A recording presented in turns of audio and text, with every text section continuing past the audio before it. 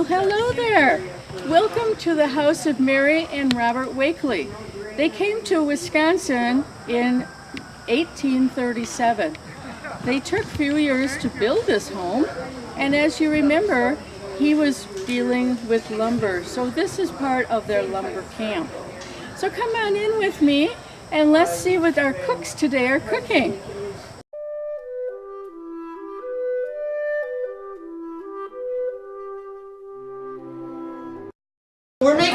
Today we're going to be making drop donuts, and just some of the things that you need to know about that are a little bit different than today. One, if you were going to make like donuts, the ingredients: one, flour. You would have to harvest the wheat or rye or whatever and grind it up to make your flour. You'd have to go milk the cow to get the milk. We also need eggs. So the kids, that was part of their chores, is to go out with free-range chickens and collect eggs. So if you didn't find any eggs that day, well, then you weren't going to be able to have your donuts or whatever. The drop donuts is popular because you don't have to roll it out or whatever. It's less time consuming. The other thing that we're making over on this side of the house is apple butter. Apple butter is basically kind of like a cooked down applesauce. The recipe I have uses a few little spices, and in addition to that uses apple cider. The apple cider actually was some that they had, the first batch they pressed across the site this morning, and they brought it to us so we could make our apple butter. It is more complicated than at home. It's not turn your burner on. It's remember to stoke your fire, watch your temperatures, etc. And more than once we've gotten busy and then realized, oh my gosh, when was the last time we put wood in? And while you're baking, trying to restoke your fire because it now has like no flame. Kathy will be baking bread over on the other side of the kitchen. The reason we can work as well is because of the positioning and the type of stove, so she can be baking on one side and we can be cooking on the top. So I'll turn over to Kathy, and she's the one that's over there, the special in bread. And since the wood box is here, guess who gets the fire up? But this is really handy to have this here because then your tools aren't hot when you touch them. And the wood box, of course, and then the kindling. And then we have this real shaving, small stuff. Because this stove there's an art to lighting this thing without getting the whole kitchen all full of smoke. So what you do first is you get the wood in this side, because the wood comes in over here. And you get your small stuff on top. You get that all ready. But then over here you take this burner off and you put that real sawdusty stuff in first. And make sure your damper's up and down. And you light that first. And then that starts to draw. You want to go get something? And then all of a sudden you let go it's hot, it'll go. More ice cream. Then you light the side. Yeah. And then it's drawing up the chimney. That way. So we got the stove started now. And while we're waiting for that baby to get hot, then I get the bread started. And she's doing her thing over there. So now I've got 2 batches going here. This is going to be like a nut bread with raisins in it and molasses in it, and those are almost ready to go in the oven, but I got a frying pan with rolls in it going right now. This is my second batch of bread, just plain white, and white is really good too. And these are my recipes here, and the bee likes it too. And this table is so nice because it's right here, and there's no cracks in there for the flour to go through. So this is really a nice spot. And it's warm for the bread to raise. I was putting the bread back here to raise this morning, but it got too hot. Then you know the stove is hot. So I set it over here to finish it. So we can take a peek at these in the oven here. Your 10 minutes is up. Yeah.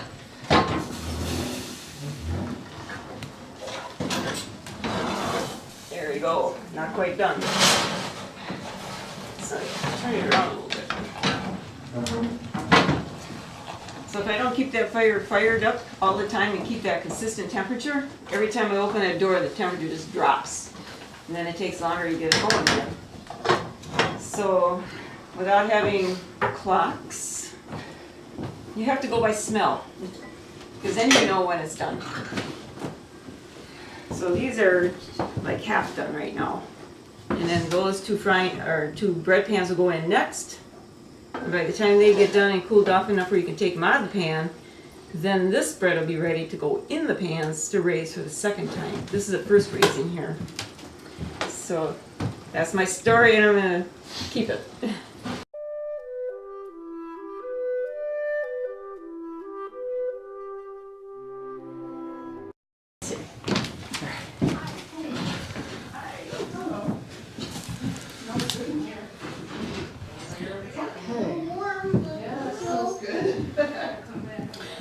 Well, welcome to the upstairs of the Wakely home. This is where the girls would have spent. There were 5 girls involved, and this is a room they would be in. There would be only one bed here, and they would all stay in the same bed. Did any of you ever hear the story of sleep tight, don't let the bed bugs bite? Nope. Do you know what that means? Well, let's research that just a little bit.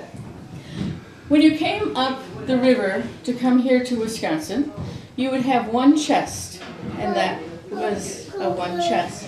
So everything you needed to start would be in your one chest. So you would have some cooking, you'd have your husband's tools to get started. So when you come, there's no Walmart. There's no place to go buy anything, so you have to make it yourself. So he had to make the bed, and part of making the bed, you had to make your rope also. The rope was made out of hemp that was a weed here in Wisconsin, and to this day we still have that weed here. And they developed a technique on how to make rope. Second, they had to figure out how to make the rope stay on the bed so it was nice and soft and easy to lay on. How many here have ever laid on a hammock that was too loose and how it cut into your ribs? Well, that's kind of what happens here if you have a loose bed. So they designed a way to put on the rope, and if you come up later, you can see how it's interwoven with each other. And they designed this little gadget. It's called a key. So you put the key in here and watch the bed. See how it pops up? Makes it nice and tight. A tight rope will not hurt you as bad as a loose rope, so you want it to be tight. So that's the first part of sleep tight. You want your ropes in your bed to be tight. Now the second part, don't let the bed bugs bite. Well, after you have your mattress, your box spring like we have today, you want a mattress. And this is called ticking. It's a cotton fabric that they had in the 1800s, and we still have it today. And it's made out of pure cotton. It's very strong and very dense. So you would get this, you would trade with the trader that came down the river. Or Mr. Wakely was very fortunate. He sometimes brought Mrs. Wakely some bolts of fabric. So you would make like a pillowcase with this side open. You would take this pillowcase then and take it down to the swamp. You'd fill it with swamp grass. It's a sedge. You wouldn't use all of the hay out here because what happens with your hay? You gotta feed your animals because you have to keep your animals alive. So you just fill it with the sedge. Sedge has no use at all. Now, what grows in grasses and sedge? Bugs. Yes. So that brings us over here to this gadget. This is a bed warmer. It's made out of copper. Copper was prevalent in that era in the 1800s. You would take and open the cover. You'd fill it with all of the coals from your cooking of that night, and you put it in here. It'd be very, very hot. You'd close it, bring it up the stairs, and you'd go between your quilt and your mattress, and you just slide it all over, just all over. This was a dual purpose. It made your mattress and your bedding warm because there's no heat here. The only heat is from your cook stove. And it also, all those little bugs, they don't like the heat, so they run to the edges. So we've got all the bugs now on the edges. Now, there are 5 girls. Who do you think got to get into bed first? The oldest, absolutely, because she was stronger, more powerful. So she would probably take the center. And then all the other girls would have to take the edges. So that's the story on Sleep Tight, Don't Let the Bed Bugs Bite.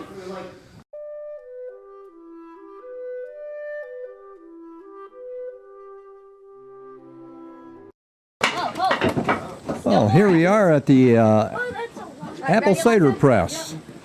Looks like you're just getting ready to start putting in some apples and to make some apple cider. Kind of like take a closer look and see what's going on here. Yeah, but they're juicy too. Yep. They said they're going home about 3:30.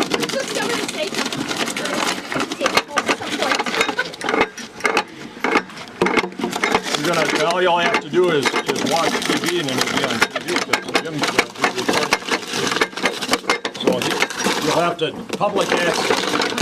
Historic toy box up, you just check it out and then you'll be on there about 2 weeks. Man, I got it. Dropping those apples in there and they're turning the crank and they chopped it up. What really helped?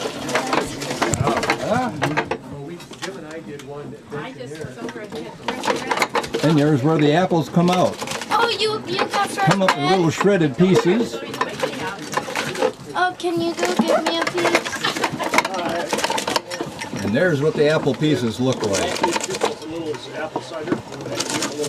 A little later on, they're going to have to press it down and get the juice out of it. So we'll have to kind of wait around and wait for that juice so we can get some fresh apple cider.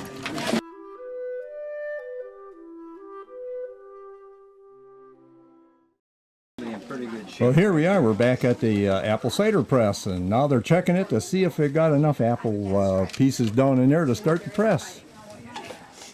Oh, it's bucket's looking pretty full there. So now they're putting the top over the pieces there. They slide underneath their press. Now comes the hard part again. There's a giant top. So they're spinning the crank down there to get the press down lower. There we go. The Owen's one of our best cutters, isn't it? Now they have a handle on top of it because it's going to start to press pretty hard. So as they turn the crank, it pushes down that board. And as you can see, it's getting lower into the bucket. And as that compresses down, then we should be able to see some juice starting to come on. There it is.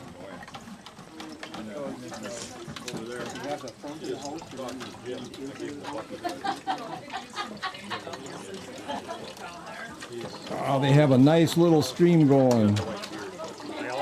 We also see a few bees floating around. I think they enjoy it too.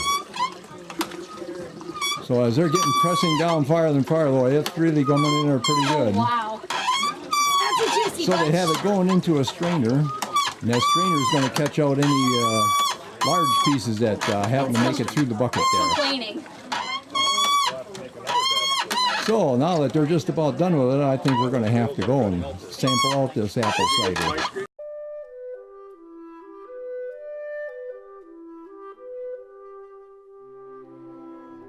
Let's head over to the blacksmith shop here. See what he's doing.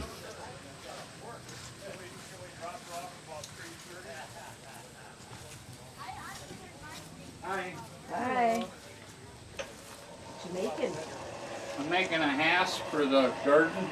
Okay. Pretty rough right now, but it'll clean up, I hope.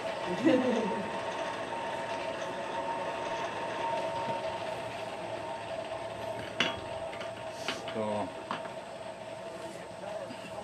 yeah, I can't be there.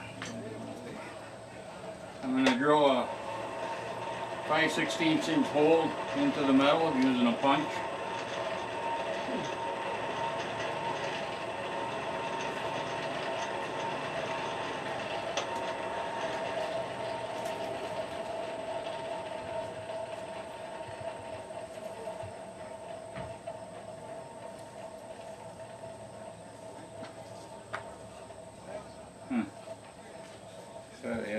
started or a punch mark on there.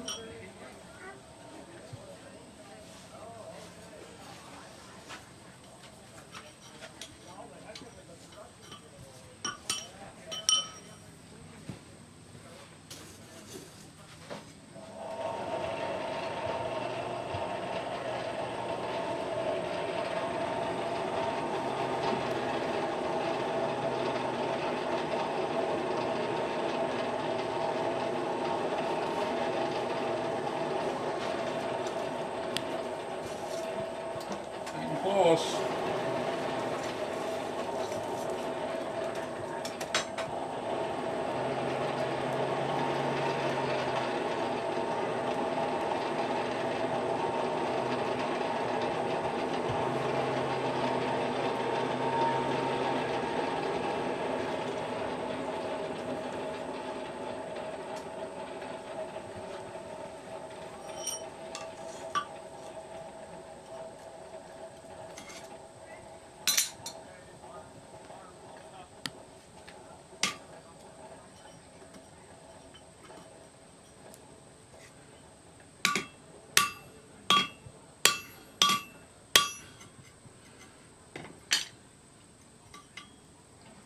What blacksmith does to drill a hole is you start your hole and you get it so you got a hump on the back side, it's right here, and you reheat it, bring it back and tip it over and finish your hole, punching your hole.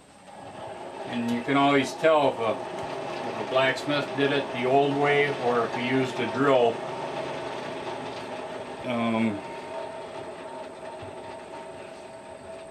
The demonstrator got moved.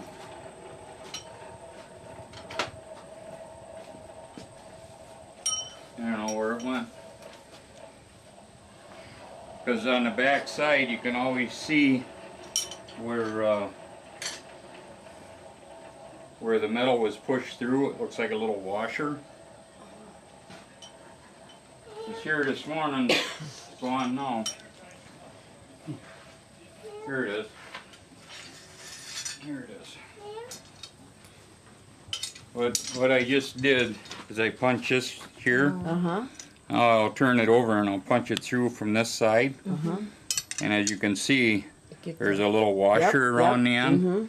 And that tells you that it was punched instead of drilled. This is a drilled hole with a 1/8 inch drill bit. You know, there is no metal on the side. The metal is gone. So.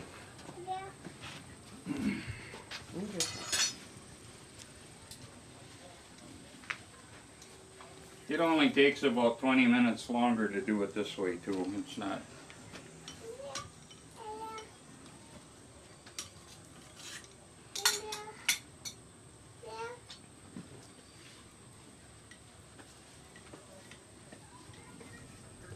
If you're shaky like I am.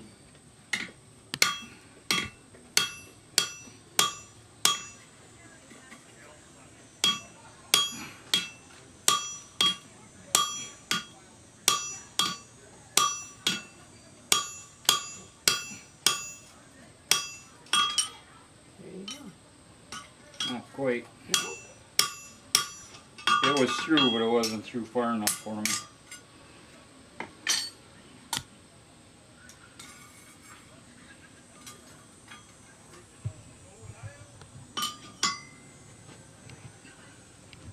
Yeah, I don't want anybody to accidentally point at this and get burnt. Now you can see that the hole is through there. And there's the metal sticking through. Now that's got to be heated again and straightened out. And then where the U-bolt goes through, this all has to be filed out and cleaned out. So, and that was all cut with a chisel also. This little $5 hasp that you can buy at Ace Hardware or Home Depot, I've got about 2 hours into it. Yikes. And I'm half done. Yeah. Yeah.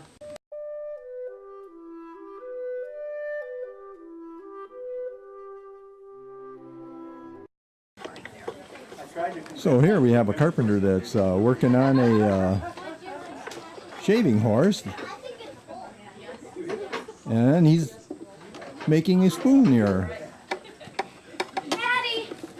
Right now he's using his spoke shave to round out the handle part of Come on, it. they want some apple cider and ice cream. Taking off some really fine slivers there. So we're going to have to come back after a while and see the progress of this spoon.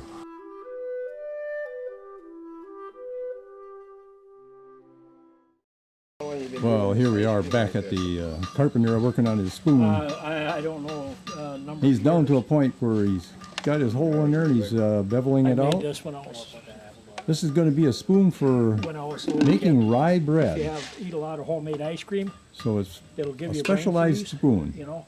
Still But have to then my folks used to make, I don't know if you've had them here, make this more It's rounded. called It's obolskewer. supposed to be flat on the bottom, it's but a not little quite round that flat. donut-shaped thing. And this will And be the there's a top, special and pan for it. and I'm we going to make 'em hollow here. this out a little bit, and that's Uh, about it. So, But my mom would be making obolskivers. So we'll on be the having oven rye while bread we for were supper eating tonight. Ice cream. the And you lady take 'em out, wanted a roll 'em in stronger sugar, spoon, brown sugar, something you that know, or, they can't cinnamon really sugar. buy it that well in the So when you got a stores, brain so, freeze, you'd pop in 2 hot she's obolskivers. done a lot of things for us. kinda so warm your mouth make up, her then you spoon can eat so she more can ice keep cream. on doing her rye bread.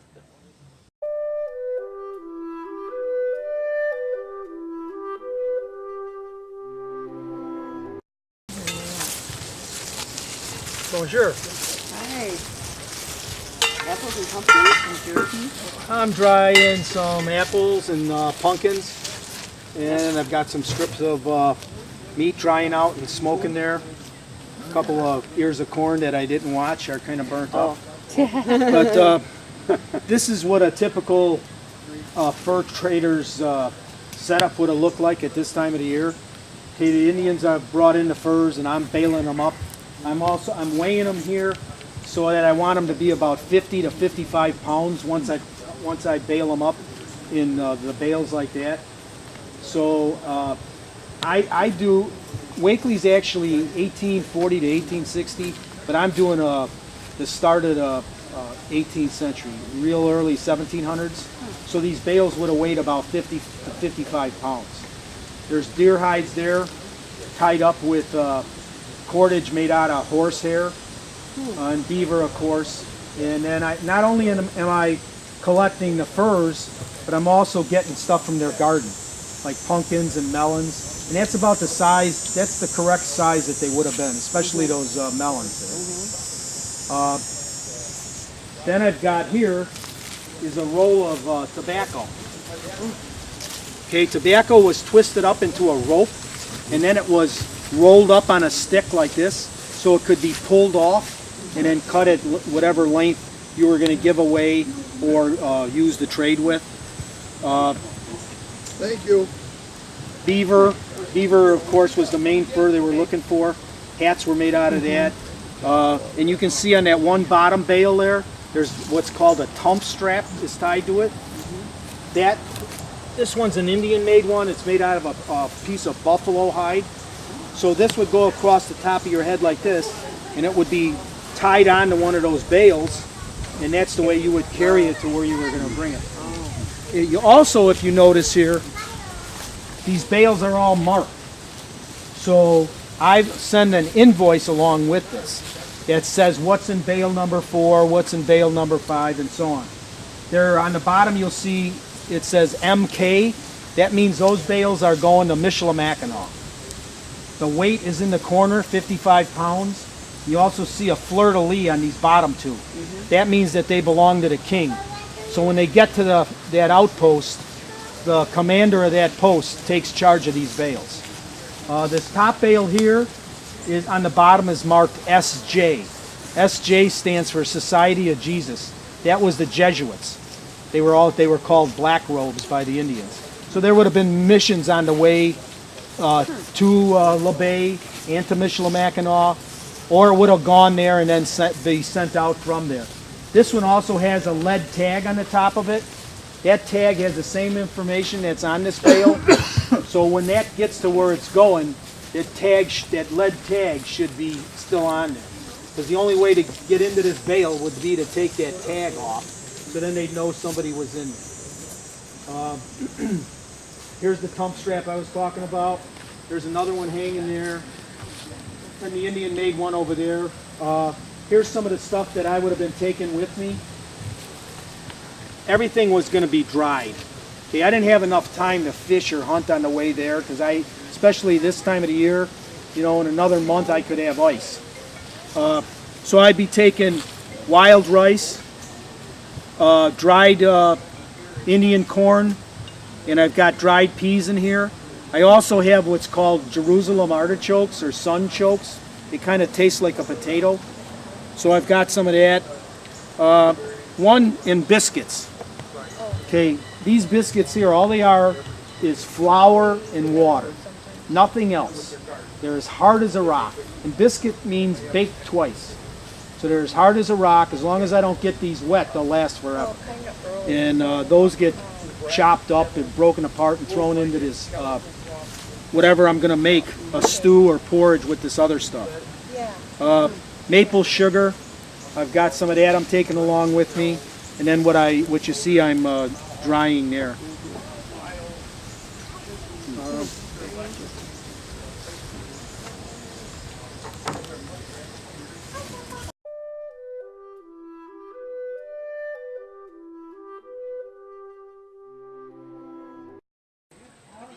Well, here's the food tent.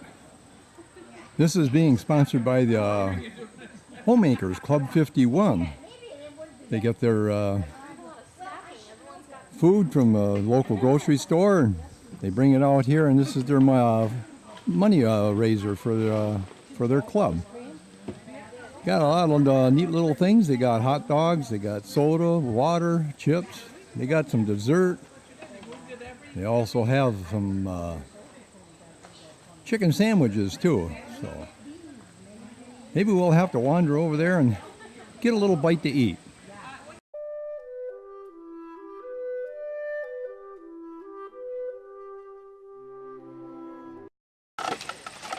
Oh, here we are at the first part of it. We get to cut our cabbage up a little bit so it's a little easier for our slicer to slice it up.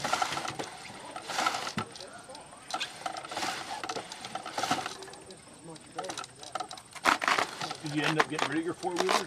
No. I knew you said you were thinking about selling it. Yeah, I haven't even told too many people yet, but it's going to be in the advertising. So they quartered their head of cabbage, and now they're slicing out that stem. And then it's ready to go to run through the cutter.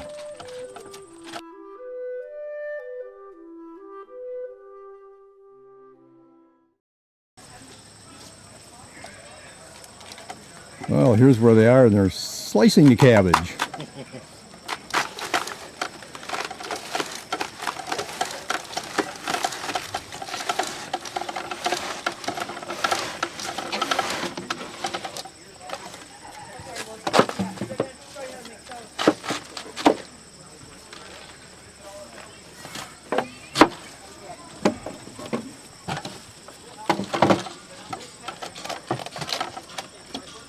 There you want to take over. Go ahead.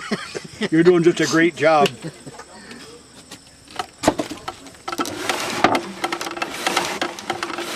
That's Scott Keating, by the way, doing that.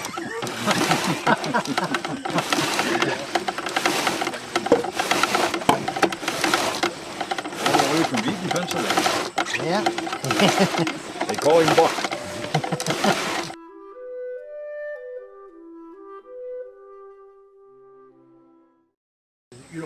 Well, here we are over by the sauerkraut station. He's just putting in a little bit of cabbage into there now, and let's see what they're doing. Oh. Now we have a little stick with a head on the end of it, and they're mashing it down in there.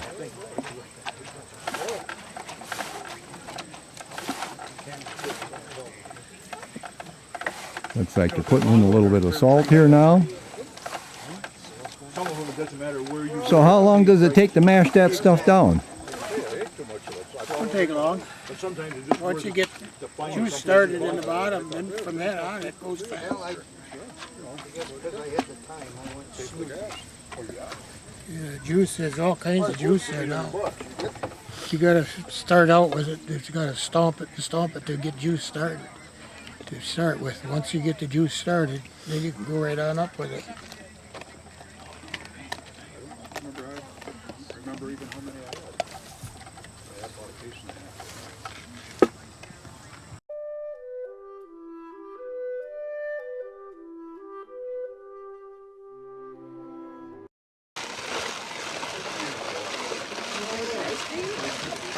Well, here we are, and they're making ice cream here. I think that's so the carpenter back there will have something to eat after he gets done with his spoon.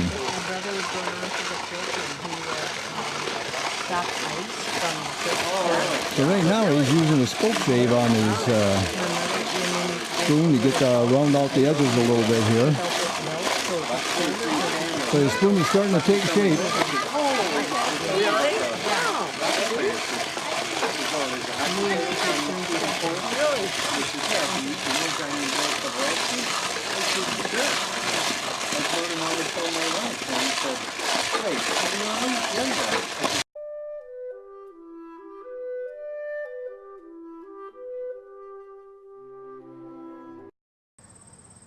Well, here's the master gardener's garden that they have out here. Let's take a look up here and see what they're doing. They appear to be doing something here.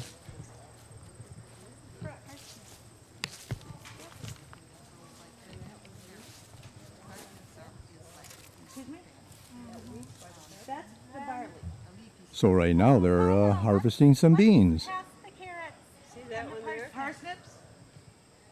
See that one there? Oh, there's turnips and rutabagas. Oh. Are these little ones, and then the taller ones are parsnips. Tall.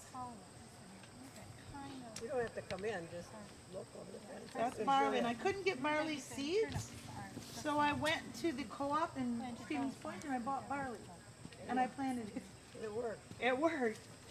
The only problem is that I couldn't tell the barley from the weeds.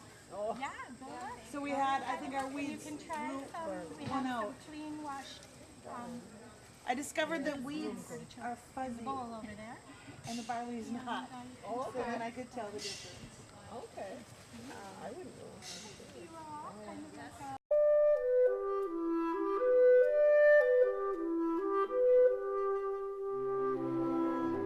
That used to be strung across the Wisconsin River many years ago. Oh, water sampling. Yeah, and also to shuttle 2 people across as well. But we're going to be getting this on display in the next month and a half. So. Oh, very good. I've got other pieces of wood on it because I slathered out a bunch of linseed oil on some of the wood down here because linseed oil over time does wood good. So helps chase away bugs. Helps.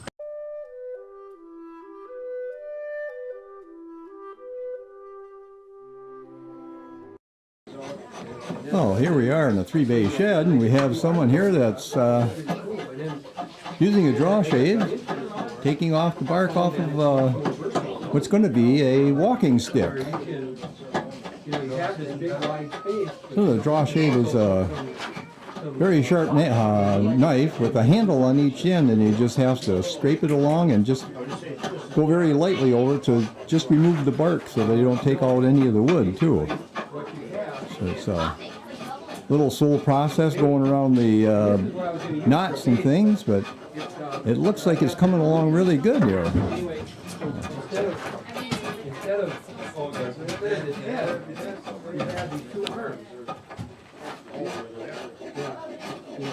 You can just see the old bark just coming right off that draw shave there.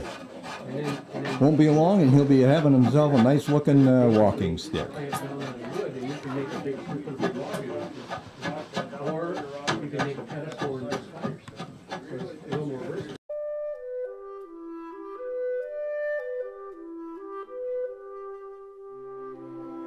Okay, welcome to Columbia Schoolhouse. It was built in 1860, and the first teacher that we know of started in 1889 in January, Anna Finley. She was 16 years old. She had gone to school. She had completed her 8 levels of education and sat for an exam and was certified to teach. So there was 6 students that first winter, and they had 2 last names, so there's 2 families that were represented.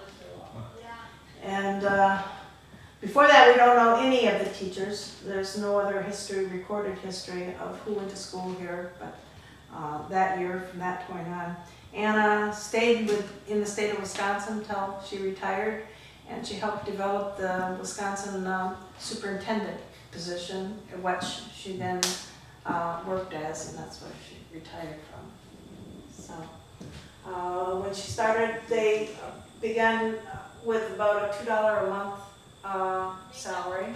She stayed in the homes of her students, and so 1 month she'd be with one family, and then she'd move to the next family, so it wasn't a burden on more than one. And she had to walk. Usually she could not be accompanied by unchaperoned, so she had to spend a lot of time by herself. And so she'd leave before sunrise in the morning to get here to start the lamp and build the fire, so it was somewhat hospitable and warm when the students arrived. And then they had a lot of natural light because of the oil or the gas lamps were an expensive way to light it. So as soon as it got enough natural light, then she would shut those off and just go with that's why they usually have 4 windows, which have been remodeled and they've been removed here. So, but to keep the ambiance of it, that's why we don't even have all the lights lit. They started the mornings off with the students reciting, and she would sit up here, and the younger ones would recite from their readers, their one-book readers, and she would help them with their words, and they'd cover all the subjects from basically this one book. Even she'd bring in geography or whatnot. They'd learn to draw maps and of their local town and where their farms were located to the school, and then it would grow from there. So, but it all came out of basically the one books. When the first level was done reciting, then they would return to their seat and work on the next day's lessons. And then the second graders, or the second grade or level, would recite, and the process would repeat itself until into the afternoon. When they'd finish up with the 8th grader, and then it was very common to end up with a spelling bee almost every day based on their assignments. And so it was an efficient way to learn because you kept hearing these same things over and over again, and so the first graders could compete, with spelling after a little bit with the 8th graders in the spelling bee. Interesting. So that was kind of the day. Yeah. Because the teachers were very young. She was not usually about the same age as some of the older boys that would be in school. The boys would start in October because of farm chores and responsibilities at home, and usually leave by March. And so if they wanted to be out of school usually by 12, they would try to complete more than one level even in 1 year. And which it was possible if there's only one person in 6th or 7th grade. You could go. Pretty small classroom sizes. Yes. Do you know what these holes are in the desks? Oh yes, that's for ink wells. Cool. Hopefully that didn't walk out the door. Yeah, here. There, it's a little ink wells we put in here, and then they have a little ink. And that was saved for very special things that once they've accomplished, their cursive writing or whatever, and then they would use paper. But most of the time in the early years, the ink was too expensive to worry about, so they used the slates, of course, and the chalk. Yep. And then when they got for practice, when they got it down pat, then they could use the ink. It was part of the teacher's responsibility to make sure that they were supplied with the powdered ink. It came in a form of a powder, so she'd have to mix it with water and keep the little bottles filled. Sure. It's part of her job. But in the winter, she'd have to start the fire to melt the water so they'd have something to drink all day. Because at night, of course, it would freeze in here. When you catch that, melt the water. Melt the ice to make water so they could drink. Yeah. And at night she'd have to empty the crock because, you know, ice, water, when it turns to ice, it expands and it busts and she'd have to replace it. So I suppose she's stoking the fire to keep the place Right, warm as well as and teaching. that was part of her job too. And of course the older boys would help with the wood and bring it in at night. Yeah. So it helped her, she could keep it dry, kindling. This little box back there is kind of fun. That's a traveling library. They didn't have the luxury of the libraries that we have nowadays. And so once a month a new box of books would come. And so there was something to look forward to, and then they would have additional reading, you know, choices other than just their boring little readers that they heard day in and day out. Oh no, lunch pails, of course, everybody had a lunch pail. And if they had like a mason jar or something where they had food in it, they could set it on the stove with the water in here and heat it up. So they had a little bit of a hot lunch. Nice. Can you imagine only 6 people being in your classroom, Hunter? Usually one per grade, He's like- you know. Yeah, so if you'd be the only one in your class, it was not uncommon. Wow. Huh. Interesting. This was something that I remember taking when I went to one-room schoolhouses. We had goiter pills. Anybody ever hear of them? Goiter pills? You don't take a goiter pill? Well, I'll tell you why. Goiter pills. A goiter is a gland in the side of the neck, and it was very common in these Midwestern states. For even the Native Americans suffered with this. Because the soil did not contain enough iodine, and they didn't have any sources like seafood, which has a lot of iodine in the salt waters, has iodine. But so if it was always freshwater land covered with fresh water, the soil was depleted from iodine, and so they'd grow these glands on the side of their neck would enlarge. So in the 1930s, to get down to my point here, the government got together and sent out what was called goiter pills to all the one-room schoolhouses that was actually just iodine mixed with some little carob or chocolate tasting things flavored, and then every Friday we'd take a goiter pill. You either loved them or you hated them. And then if you hated them, then you'd trade and, you know, give them to your friends. But then Mr. Morton got this idea and he put iodine in salt, and so now we have iodized salt and no longer have to take goiter pills. When did they stop the goiter pills? I took them in '63, so. I was in the 40s and 50s, so I remember them too. They did taste like chocolate, so Yeah. I didn't mind it. Yeah. So. Interesting. You must have been from Wisconsin. Yeah. We didn't see any of that in Ohio. No. But we had an apple day. Is there a reason the desks are on those ski boards, or is that just how they were transported? I think that they were, otherwise, it was back in the really early years, they were right down to the floor. Sure. They were attached to the floor, and so this makes them so that it can be cleaned and Yeah. more versatile. But, and also, once they started using the schoolhouse for other things, even when it became a town hall, you know, so they could push the school chairs aside and put in regular seating. Regular chairs, folding chairs or whatnot.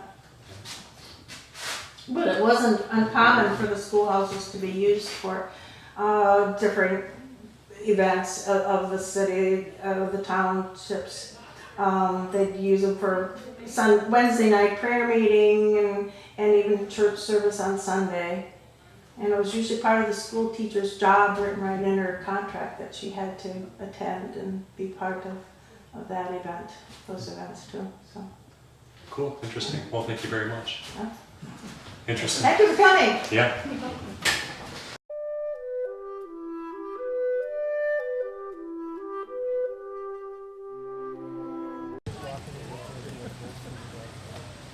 Okay. One at a time? Oh, yeah.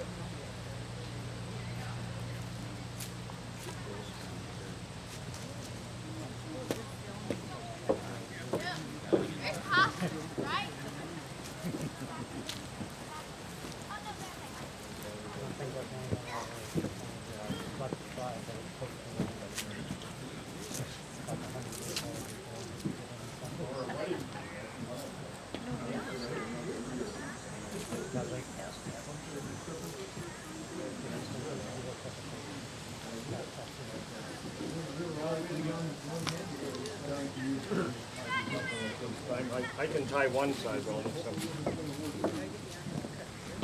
Well, welcome ladies and gentlemen. Thank you for coming out of dedication of our bunkhouse. And like we tell everybody in our group knows how it works, but we tell you it's going to be done in fall. The only problem is we don't tell you which fall it's going to be done in. Because we've been working on these projects. This one is about a 2.5-year project. And a lot of things have happened on the site. This is our 9th historic building. We got one full shed, but the rest of them are historic buildings, either reproductions or original buildings, such as the Wakely House and the Trader's Cabin and the Columbia School. Those sort of buildings are original buildings. And also the warehouse over here is an original building, which was an old barn. So I'd like to thank you for coming. We've got a lot of people to thank today. Most of all, a lot of perseverance here for all the people that put up with us for all this time it takes. We've got a lot of people that have helped us. Many of them are here, some aren't here, but we want to thank those people. First is we want to honor and is the Mead Witter Foundation. We're going to have them cut the first twine. Mead Witter Foundation provided funding for our building, about $5,200 or somewhere in that area. And Cindy's going to cut it for the Mead Witter Foundation. You got the original scissors there, and thank them for all their help in making this project become real for us.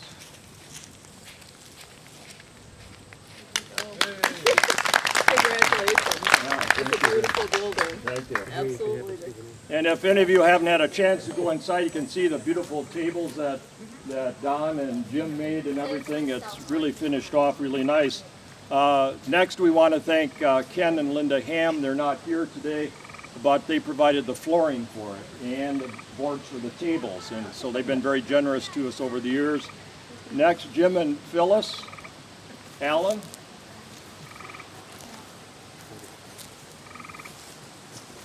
Jim, we got 2 scissors here. Okay. That's all right, I got my jackknife. There's one for Jim and there's one for Phyllis. Jim and Phyllis have been very generous to us with a donation of lumber, tools, materials, and anytime we got a question, if we don't know what it is, we bring it to Jim and he lets us know what it is. So.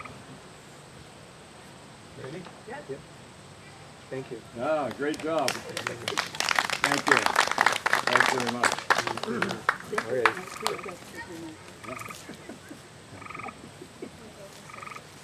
And next is Larry Eglin, Larry, and Kathleen Albert.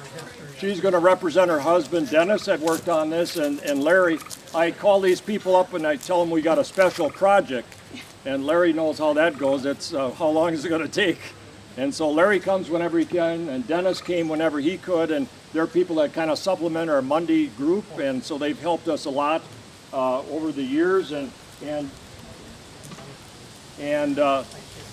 Kathleen's also going to cut it for all the ladies that are involved, the wives, when their husbands are gone all the time.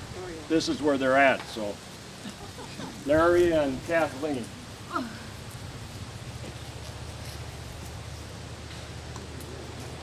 Thank you.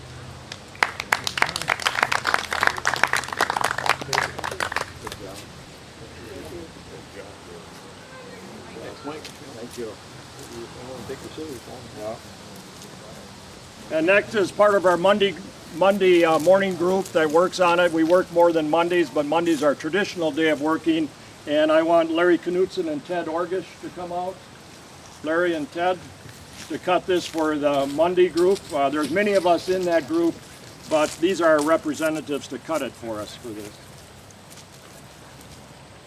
And Ted and I work on the roof together, so it's dangerous work here sometimes.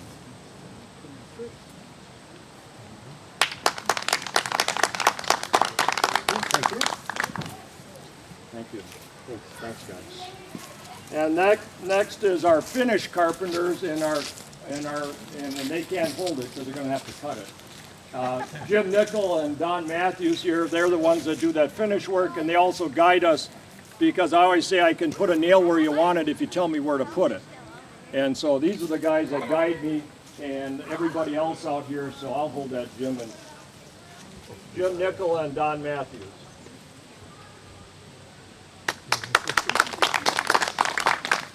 Did a great job, and thanks everybody for coming out. If you haven't been into the bunkhouse, take a tour.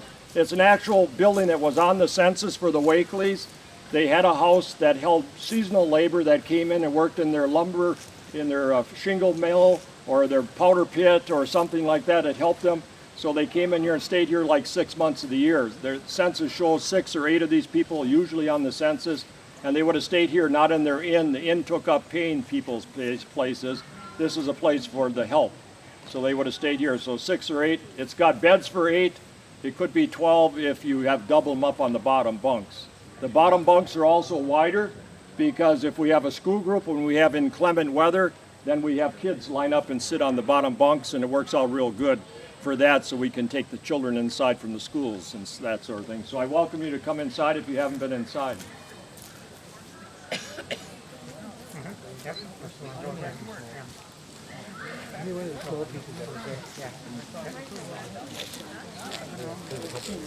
One of the original foundation stones was right there, and some of the work you put into the steps are original foundation stones. We put it up on concrete pillars just to keep it. This is part of the original foundation here of, Yeah. of the. So you can see how close it is to the original location.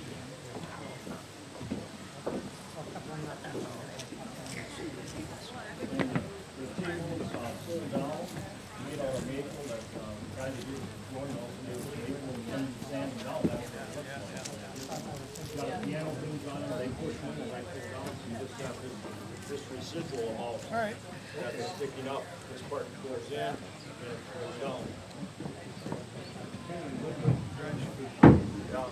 Yeah. Ken and Linda donated the wood they harvested on. Let's take a look back and see what we saw today. It was a pretty exciting day. First off, we were greeted with someone at the Wakeley house that welcomed us into their home to see what the cooks were doing. We went in and we managed to see one of the cooks cooking, and she explained what she was doing, making some donuts. We then went upstairs into the house and we learned some interesting facts about don't let the bed bugs bite. From there we headed over to watch them grind up apples to make apple cider. And once it was all ground up, we had a chance to see the apple cider coming out. It really looked good. From there we went over to see the woodworker. He's making a spoon for making rye bread. Then we went over next door to the blacksmith, watched him punch a hole through a hasp that he's going to be using for out in the garden gate. Then we went to the barn and learned about a 2-man trolley that used to span across the river that they hope to set up within a month. Then it was over to the Wood County Master Gardener's garden. A lot of produce there. Then we went and watched how sauerkraut was made. First they cut up the cabbage into manageable pieces and then went it through a slicer and stomped it. Then we watched ice cream being made. The ice cream tasted pretty good. Then we went back to the 3-bay shed and we watched the woodworker work in making a walking stick. From there we went over to the Columbia School and learned what school life was about back.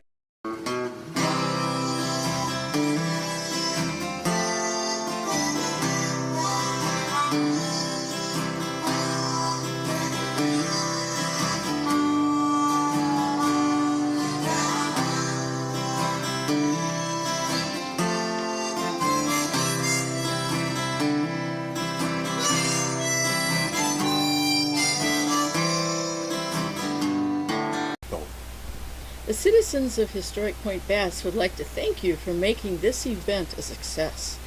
We look forward to seeing you at some of our other events. Check out our website shown on the screen or visit us at historicpointbass.com. Hope to see you soon.